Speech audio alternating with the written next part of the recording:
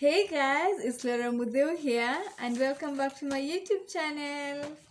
So today I've decided to talk about my 5 favorite African literature books of all time. So as some of you may or may not know, I really love reading books for leisure. Yeah, this is a hobby that I picked up around 2019. So that time I was going through some stuff, and so to take my mind off things, I decided, why not pick up a new hobby? And that hobby turned out to be reading. Yeah. So since then, I've read 2019, 2020, 2021. The last half of this year, I haven't really read much. I've tried picking up some books here and there, but nothing has really tickled up my fancy. The most I've gone is like half a book, and then I'm like, you know what? I'm not reading this book anymore. Yeah. Yeah, but my goal for 2022 is to read at least a book a month.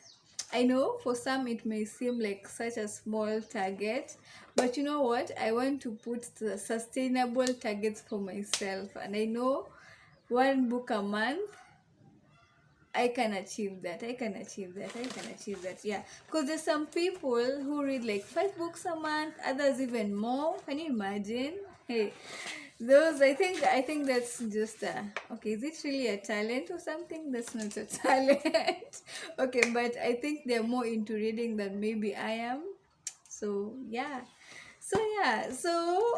Straight to the point. Oh my god, I'm going to to list the 5 books. Surprisingly, all of the 5 books are by Nigerian authors, and I'm Kenyan, so that's quite ironical, but not really. Yeah. So the first book I ever picked up was by a Nigerian author. Okay, there was this website I was using, okay, that I still use to date. So the first book, when I went to Google and then I searched popular African books, so the first book that I came across was by a Nigerian author.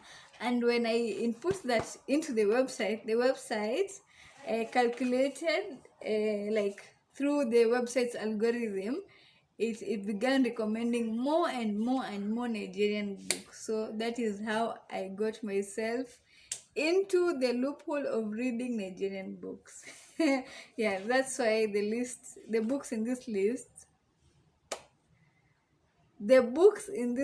is purely Nigerian. Yeah, but not to say that I have not read Kenyan books or books written by other African writers. I really have. It's only that these 5 books stood out for me, and I love them. And I feel like the topics in this book are topics that I can talk about like openly, and are topics that are quite relatable to most people. That's why I chose these books.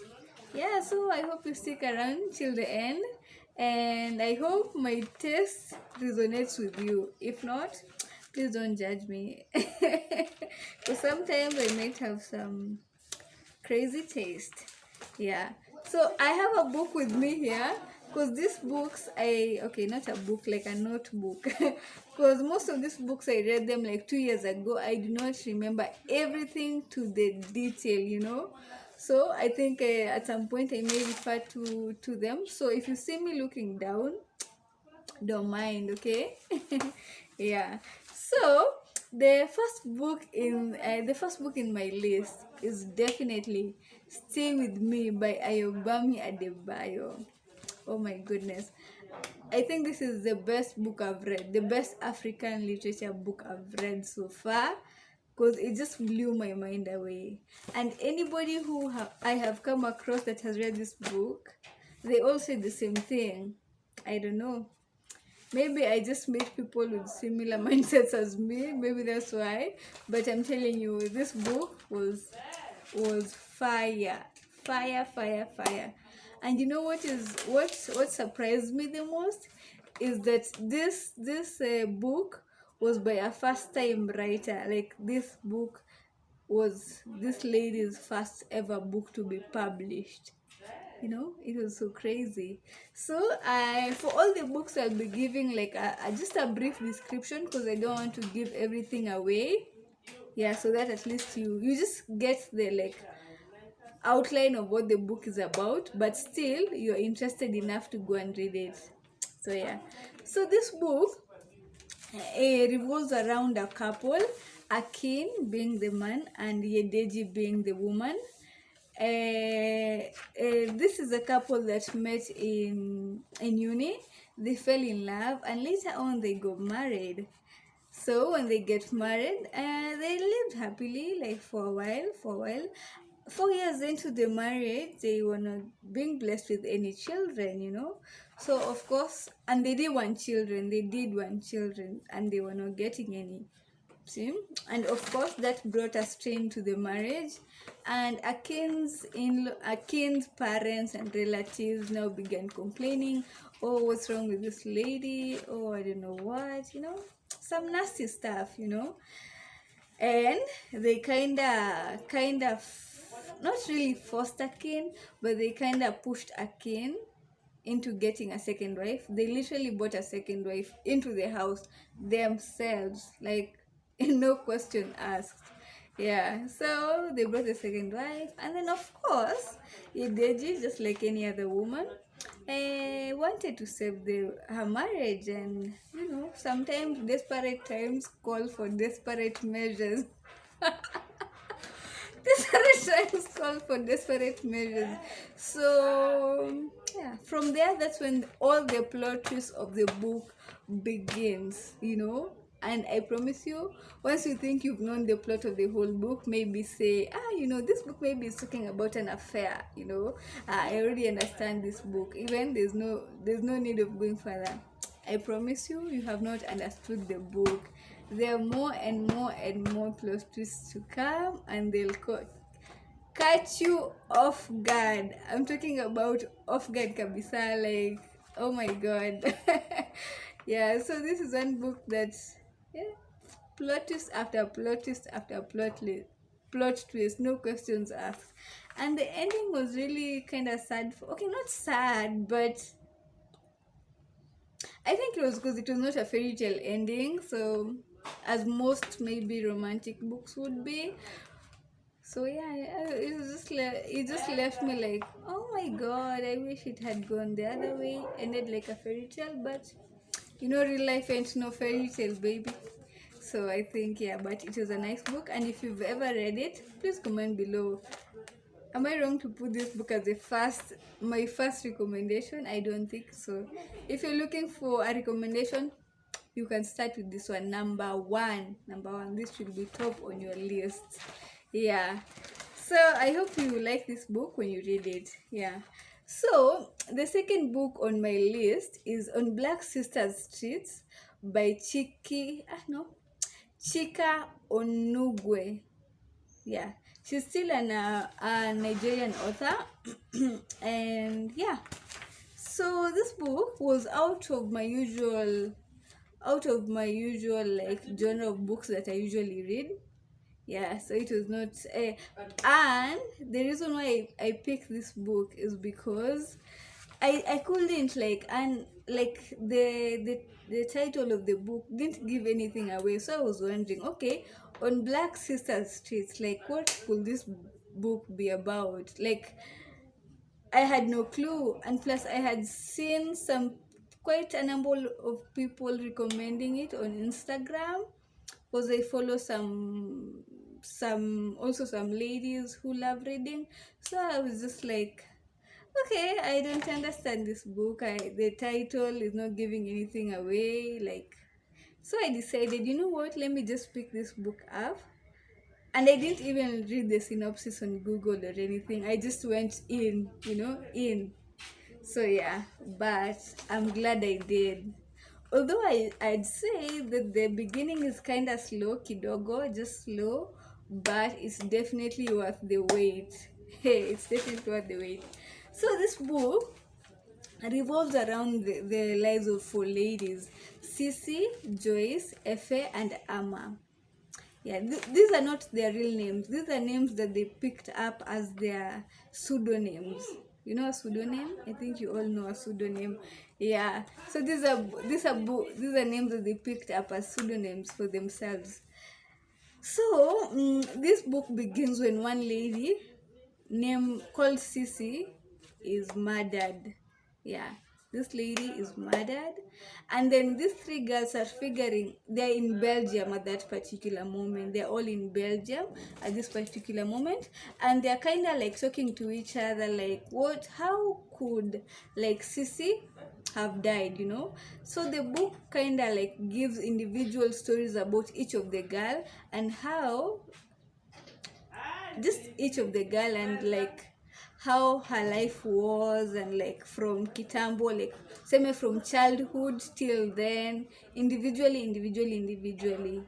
So and then at one point they come and like, so the stories come and collide. Yeah. So these girls were living in Nigeria, right? And in Nigeria they were not in the best financial position, and they were trying to like make their lives better, just like any other human being out here, right? So as they're like, you know, hustling, all of them like individually, it's not like they're girls who know each other or something. They individually meet this guy called the big man. We'll call him the big man, quote unquote, you know. So this guy promises them that he'll take them to Europe, you know, and give them like a formal job, or sijui nini, and then in Europe they're going to be able to change their lives. And then he kept like telling them, like reinforcing the problems that they have in Nigeria. It's like telling somebody, now you live sijui here, how are you ever going to get out of here, sijui oh. So it's like you're pushing them to a wall, so for them to see all their problems and then for them to accept your offer. Although the girls also kind of wanted to change their lives, but this big man kind of also pushed them to the wall, you know. So he was promising them that he'll give them a formal job in Nigeria, not in Nigeria, in Belgium, Antwerp. I hope that's the correct pronunciation, in Belgium. And all they had to do is he'll pay for their air ticket, for their visa, for their passport. Like basically he'll just take them to Europe, and then when they get to Europe and they start working, they're supposed to pay this big man back with kind of an interest, you get me, like, because he helped them, right? But he had promised them a formal job, just like the way in Kenya or most parts of the world, maybe you get an agency and then the agency pays for you everything, and then maybe when you go to these Emirate countries and then when you start working there, you'll kind of refund them their money, something like that. Yeah, something like that. Yeah, so he promised them that, and he true to his word, he took them to Europe. But you know what, when they go to Europe, they found out that everything was a lie. They were being kept in a semi, like a house, not really a house, even like kind of a room together. That's where they met now. That's like individual stories, like this story about this girl, this story about this girl, story about this girl, story about this girl, and then they are meeting in Belgium. And Sissy was actually the last lady to arrive. I remember that. Yeah, Sissy was the last lady to arrive in that house. So in that house, they have a lady called the Madame.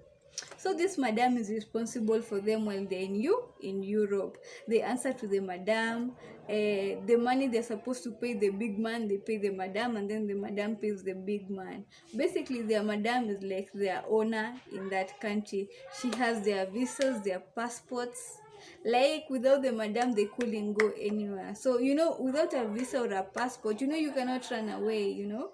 Because when you run away, you'll just meet the police, and the police are going to ask you, where is your visa, madam? Where is your passport? Especially if you like say you do not look like the natives of there, so you kind of just stand out, you know. Everybody is just going to know you're a foreigner, and then you're going to be their target, you know. So it's like they're under the control of the madam, and remember they have to pay this man back his money, right?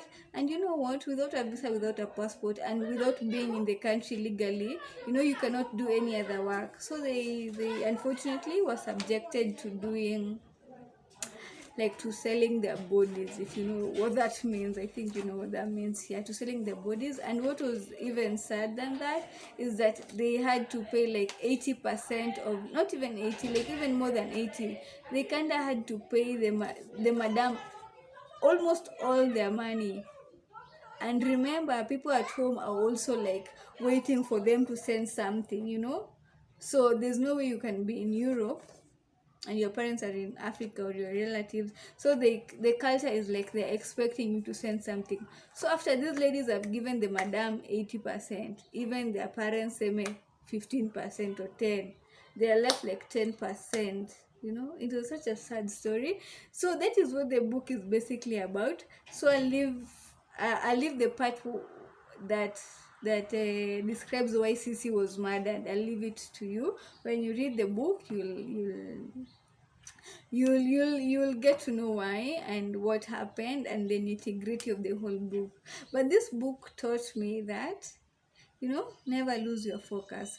As much as if you've read this book, it may not, this advice may not be like the best advice, but never lose your focus. Me, that is what I got from the whole book.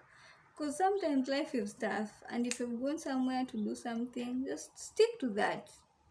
No, just stick to that. Yeah. That was the advice I got. And also just to keep my eyes open always, because not all that glitters is gold. Yeah, that is basically it. Yeah, and the book is really nice. Yeah, a good read. It was actually a good read. Yeah. So, if you read the book or if you've ever read the book, please comment down below and tell me what you thought about the book and what you especially thought about Sisi's decision. Yeah, especially what you thought about Sisi's decision, and like, what would you have done had you been Sisi or the girls?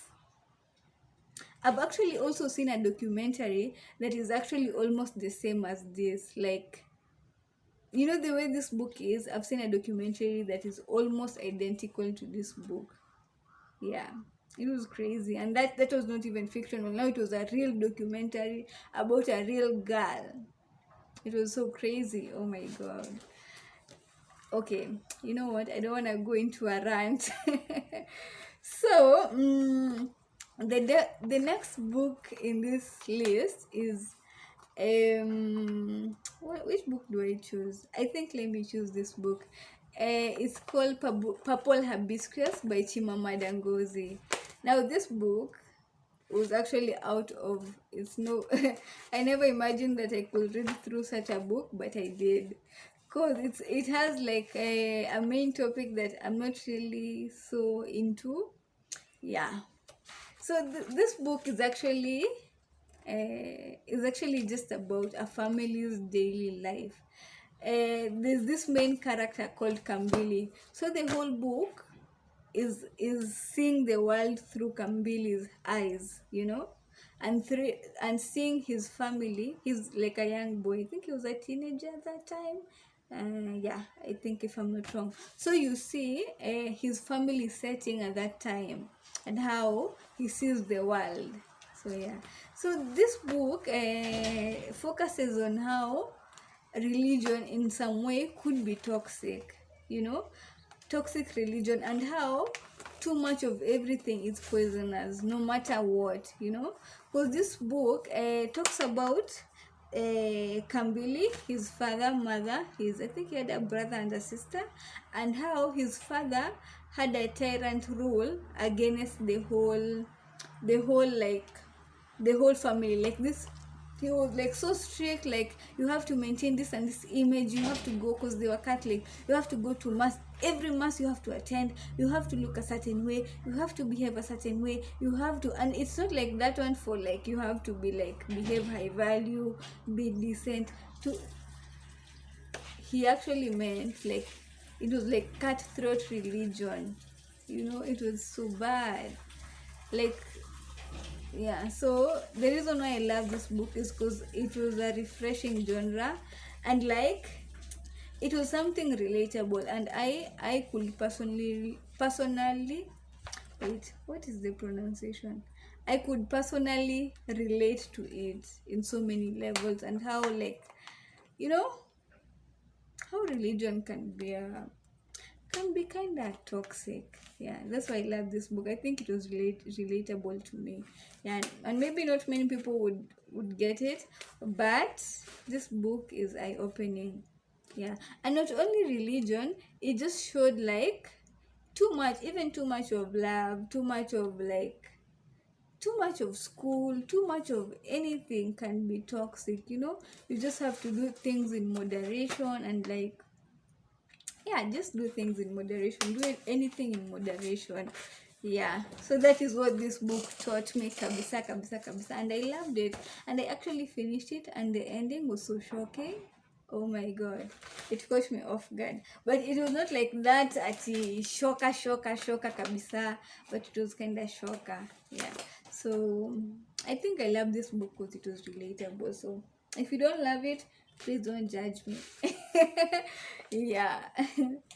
So the fourth book on my list is actually a book that I found very, very, very funny. This book had me laughing from start to finish. Okay, not all parts, because there were some sad parts, but it just had a sense of humor. Yeah. So this book, the fourth book, is The Secret Lives of Babasegi's Wives. My goodness, my goodness. This book was another banger. It kind of has some similarities with the Stay With Me, the book, my first book on the list. It kind of has a similarity with that, but it has its own twists and turns, and like, but you kind of you can see the similarities between the two books. Yeah. So this book talks about a man called Babasegi, and it begins with the man, like, when we are introduced to the man, and at this particular point he already has 3 wives, and he is planning on marrying a fourth wife. This fourth wife is called Bolanale. So she's just a young lady. She had just completed her university, and so yeah, so she was kind of considered a trophy wife. And being a trophy wife, of course, there were some privileges that she kind of was getting from Babasegi. Yeah, just from being like a kind of trophy wife. Yeah. So this book like talks about, mainly talks, okay, not mainly as such, it first gives us like a preview of Bolanale's life, and what led her to decide to marry like an older man, and like marry and become someone's fourth wife. It gives an explanation, which is kind of a sad explanation, to be honest. Yeah, it was kind of sad. I'm not saying that anybody who chooses to do that has a sad explanation, but this book depicts that. Yeah. So it gives like a brief preview of Bolanale's wife before she came to get married to Babasegi, and then from there it proceeds and talks about how Babasegi marries her, and then how they consummate the marriage, and then from there how they live together. And actually, these 3 wives, see, they were actually living in like one house, literally like one house, not even like that homestead and that homestead and that homestead and that homestead. It was like one house, and it was not a big house or anything. So the wives kept bickering at each other. That part was really funny and interesting, actually. I found it funny. Yeah, so the wives were bickering at each other. Oh. And then, before I forget, this book also gives a separate, like, talks about the life of the first wife behind the scenes, like when Babasegi is not watching. Talks about the life of the second wife when behind the scenes, when Babasegi is not watching. Talks about the life of the third wife when Babasegi is not watching. So there's that, and then there's the marriage of Bolanale and Babasegi. And so when Bolanale was married, 4 years, oh my god, after a while, she was not getting pregnant. And Baba Segi kept like being on her neck, like, oh, you university girls, I don't know, just being on her neck and talking crap. Yeah, he kept talking crap, nini, telling her you're the problem, you cannot get children, oh, see my other wives, because all the wives already had children, at least 2 children. Yeah, I think each wife had at least 2 children by then. Yeah, so, and the other 3 wives were kind of happy. They were like, yeah, this lady, she's not okay, tunaona kujifanya blah blah blah, because yeye ndo youngest, because she's from uni, blah blah blah blah, blase blase blase. Yeah, so the wives were kind of happy when she was being bickered on by Baba Segi, So Bolanale, she was wondering, Connie, what's the problem with me? Why am I not getting pregnant? So she kept pushing Baba Segi to go with her to the hospital. And Baba Segi was like, no, me don't need to go to the hospital. Why should I go to the hospital? I mean, I do not have a problem. Why should I, But finally, he accepted to go to the hospital. And guess what? This guy, okay, this is actually a spoiler for the whole book. This guy could not give children, and all along these other wives had been playing on him throughout the marriage, and none of the kids were his kids. And what a shocker, bro, what a shocker.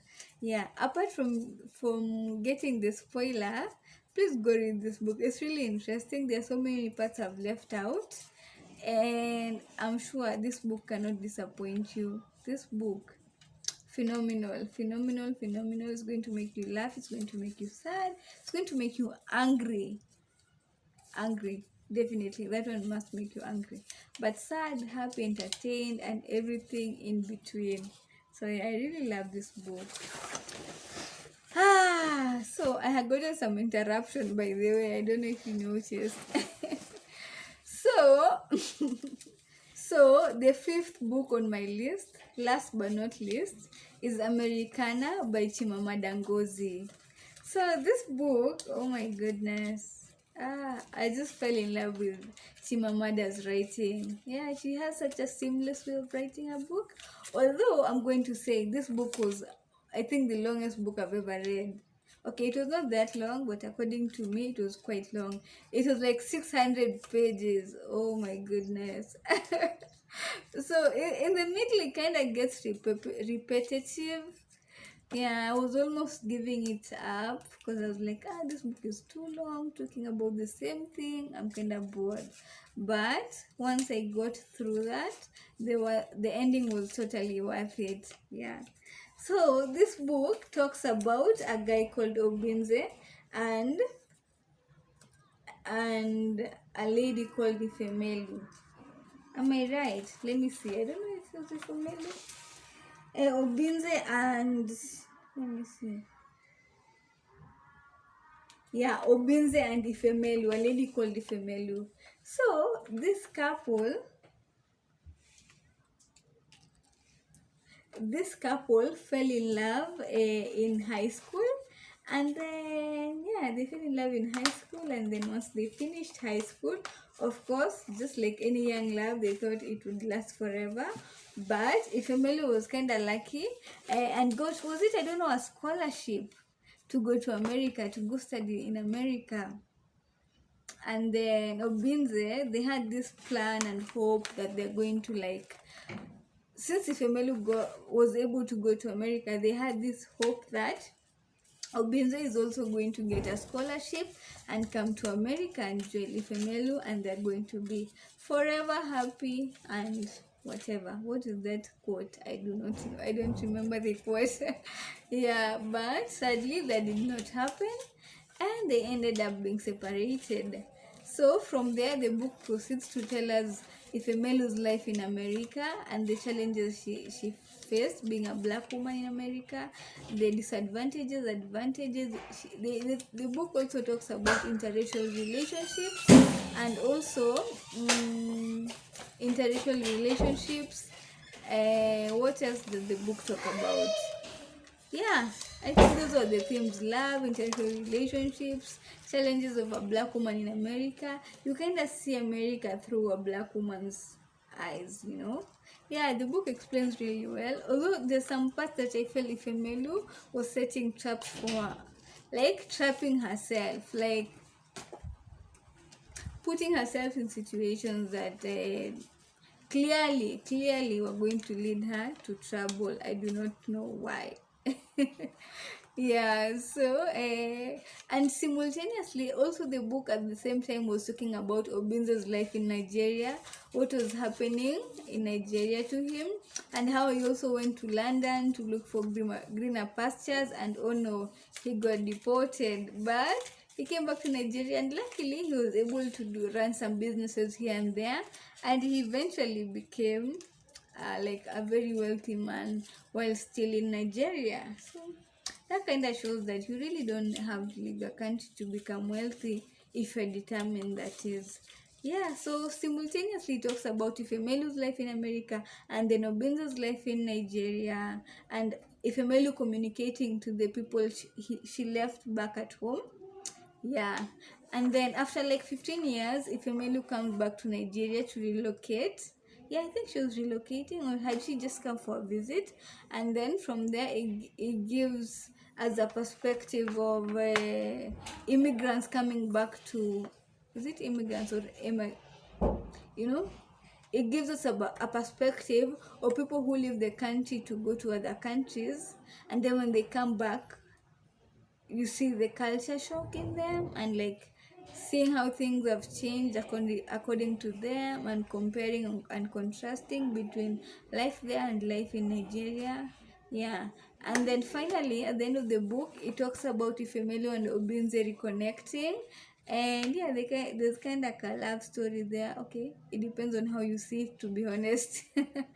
Yeah, because yeah, it depends on how you see it, you view it, because to some it may be a love story, to some it may not be. Yeah, that's why I'm if you read the book, please let me know, is that a love story or is it not a love story? I'm not sure. Yeah, that is kind of, that is relative. Yeah, so basically it talks about that, and yeah, the major theme there is just a black woman in America. That's the major theme. I loved it so much, and I think I loved it more because I've always wanted to visit America, and I could see it through her eyes. Although I'm not sure that is not the correct representation, because biasness in writing. Yeah, so yeah, so I love the book, and of all the 5 books that I've read, that I've mentioned, which is your favorite book, if you've ever read all of them, or if you've ever read one of them? How was the book that you've read for you? Was it interesting? Was it not? Please let me know down below. So yeah, that is my list. I have so many other books that I've read, but yeah, some of them could be explained here, some of them could not be explained here for personal reasons. Yeah, so by the way, I'm thinking for this channel, I don't know, I could do book narrations or I could do true crime. I'm quite a fan of true crime. Oh my goodness. So I don't know, I'm still thinking of the direction I want my channel to take, and I'm leaning more into true crime. If I took true crime, book narration. So I'll try either of them out. Yeah, and then I hope it goes well. Okay, if you've come this far, please like, comment, share, and subscribe to my YouTube channel. Okay, love you guys. Bye. Mwah.